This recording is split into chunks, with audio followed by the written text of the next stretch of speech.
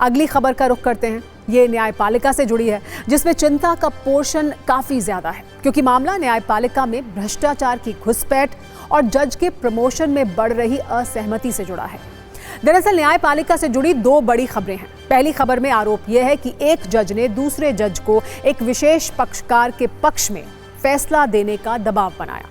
दूसरी खबर यह है कि एक सुप्रीम कोर्ट के कॉलेजियम की एक जज ने हाई कोर्ट के एक जज के प्रमोशन पर असहमति जताई है। हमने इन दोनों खबरों पर न्याय की एक कुंजी तैयार की है, लेकिन पहले बात होगी दबाव वाले आरोप की। सूत्रों के मुताबिक NCLAT यानी national company law appellate tribunal के सदस्य जस्टिस शरद कुमार शर्मा ने चौंकाने वाला दावा किया है। उन्होंने कहा है कि एक जज ने एक विशेष पक्षकार के पक्ष में फैसला सुनाने के लिए उनसे संपर्क किया था। हालांकि जस्टिस शरद कुमार शर्मा ने किसी का नाम नहीं लिया। सूत्रों के मुताबिक इसके बाद जस्टिस शरद शर्मा ने उस मामले की सुनवाई से खुद को अलग कर लिया।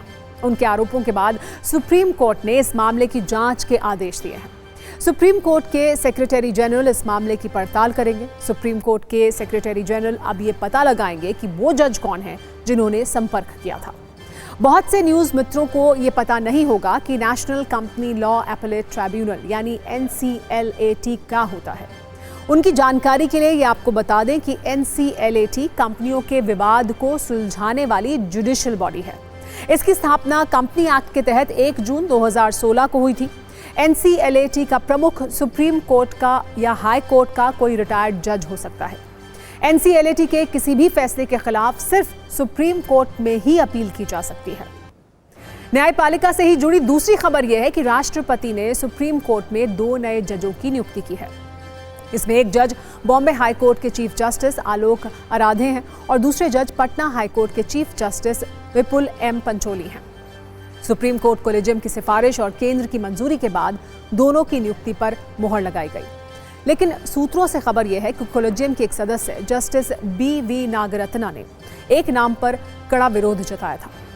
जस्टिस नागरत्ना ने सुप्रीम कोर्ट में जस्टिस विपुल M पंचोली की नियुक्ति की सिफारिश पर असहमति जताई थी। जस्टिस नागरत्ना ने कहा कि उनकी नियुक्ति न केवल न्याय प्रशासन के लिए